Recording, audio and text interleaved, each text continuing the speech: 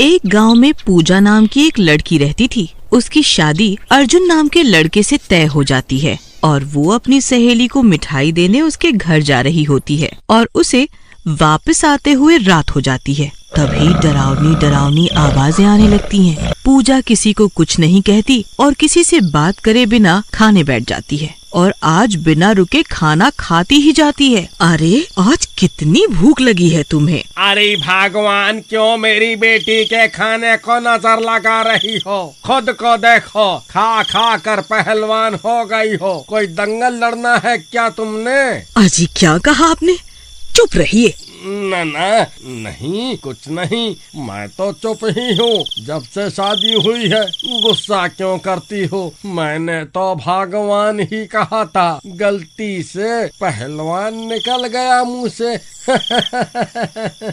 फिर सब लोग सोने चले जाते हैं। फिर आधी रात होने पर पूजा सो रही होती है। तभी डरावनी डरावनी आवाजें आने लगती हैं, जिनको सुनकर पूजा डर कर उठ जाती है।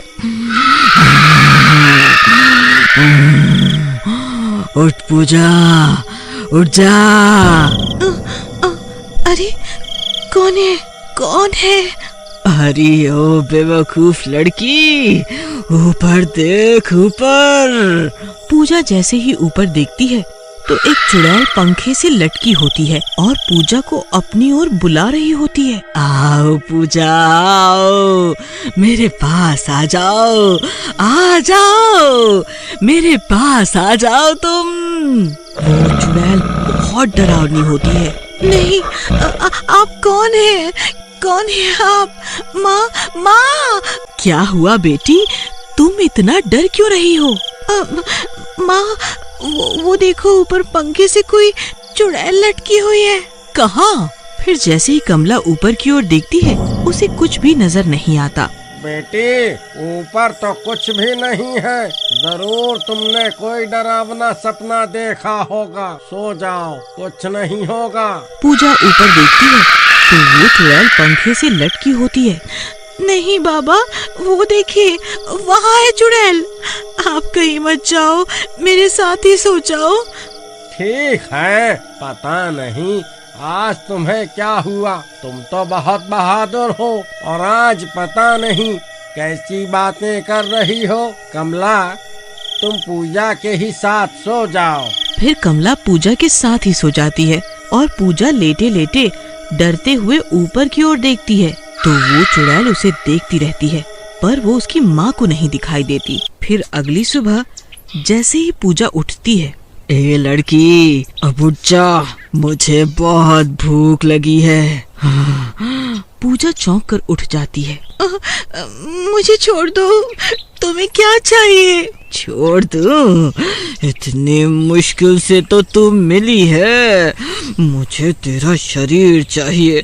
अब चल, ज्यादा नखरे मत दिखा, मुझे भूख लगी है। इतना बोलकर वो चुड़ैल पूजा के शरीर में प्रवेश कर जाती है और तभी पूजा के बाल लंबे और आंखें लाल हो जाती हैं। फिर वो रसोई में जाती है। मुझे बहुत भूख लगी है, चल खाना दे। हाँ? कमला हैरान होती है लेकिन कुछ कहती नहीं और पूजा को खाना दे देती है। पूजा बुरी तरह से मुंह में भर भर कर जल्दी जल्दी खाना खाने लगती है। बुढ़िया, ये क्या फालतू का खाना है? मुझे मुर्गा बना के दे। ये घास फूस तू ही खा। जा लेके आ मुर्गा और साथ में खून भी लेकर आइयो, नहीं तो तुझे कच्चा खा जाऊंगी। इतने में सुरेश अर्जुन के साथ वहाँ आ जाता है।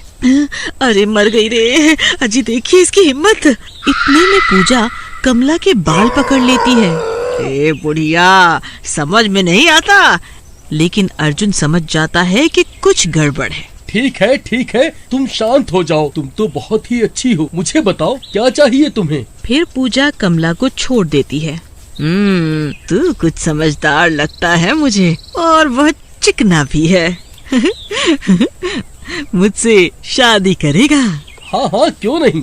तुम मुझे पहले से ही बहुत पसंद हो, पर तुम्हें भी मेरी बात माननी होगी।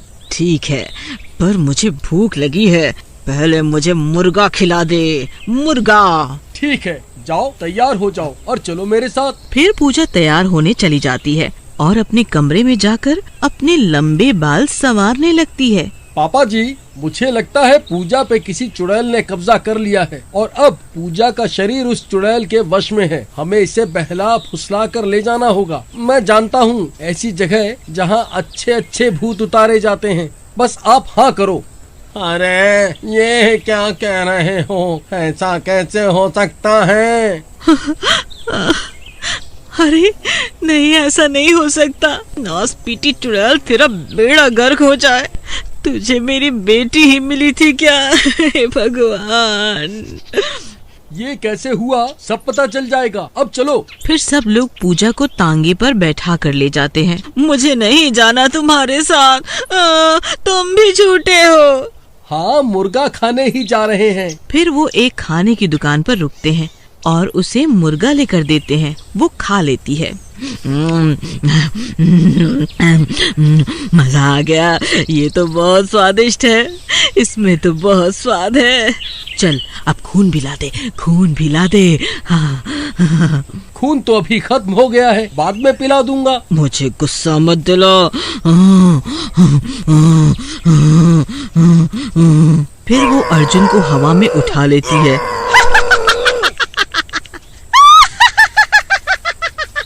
अरे प्रियतम, शादी से पहले ही विधवा होना चाहती हो क्या? अरे शादी कर लो, फिर दोनों सुहाग रात पे मिलकर पिएंगे ना खून। क्या शादी? झूठ तो नहीं बोल रहे? मेरे पहले पति की तरह। उसने प्यार प्यार बोलकर मुझे धोखे से मार दिया था। नहीं नहीं, ठीक है, चलो अभी शादी करने चलते हैं। लो बेटी, लड्डू खाओ, मुंह मीठा करो इसी बात पे।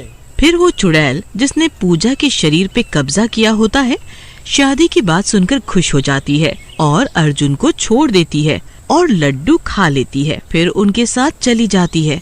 थोड़ी देर बाद पूजा बेहोश होने लगती है क्योंकि उस लड्डू में बेहोशी की दवा मिली होती है। फिर वो लोग जल्दी से पूजा को लेकर मंदिर चले जाते हैं।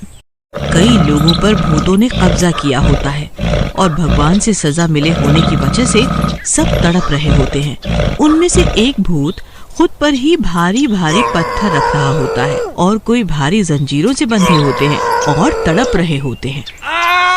मर गया रे! हे बजरंग बली, मुझे माफ कर दो। हाय!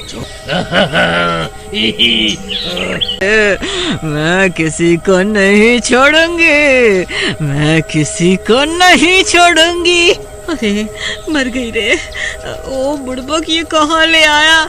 यहाँ तो कितने सारे भूत अपनी मुंडी घुमा रहे हैं। यहाँ तो हम पर ही भूत न चढ़ जाए। मुझे बहुत डर लग रहा है बेटा, मुझे बहुत डर लग रहा है। कुछ नहीं होगा माँ, यहाँ भूत चढ़ते नहीं, बड़े बड़े भूत उतरते हैं। फिर वो लोग पूजा के हाथ और पैर बांध देते हैं। तभी पूजा को होश आ जाता है। ये मुझे कहाँ ले आया धोखेबाज। तभी कमला पंडित जी को बुला लाती है। पंडित जी आते हैं और पूजा के माथे पर हनुमान जी का सिंदूर लगाते हैं। बोल, कौन है तू? छोड़ दे इस लड़की का शरीर। नहीं, ये क्या कर रहा है पंडित? एक बार मेरे हाथ खोल दे, फिर बताती हूँ तुझे। तुम भगवान के मंदिर में आई हो, यहाँ सबके साथ इंसाफ होता है। अब मैं अपने पति से बदला जरूर लूंगी, तभी मेरी आत्मा को शांति मिलेगी। तुम पूजा के शरीर को छोड़ दो, हम सब मिलकर तुम्हारे पति को सजा जरूर दिलाएंगे। अरे मर गई रे, मेरे पति को जरूर सजा दिलाना। मुझे मुक्ति दो, मुझे मुक्ति दो। उसे मुक्ति मिल जाती है और वो पूजा का शरीर छोड़कर चली जाती है।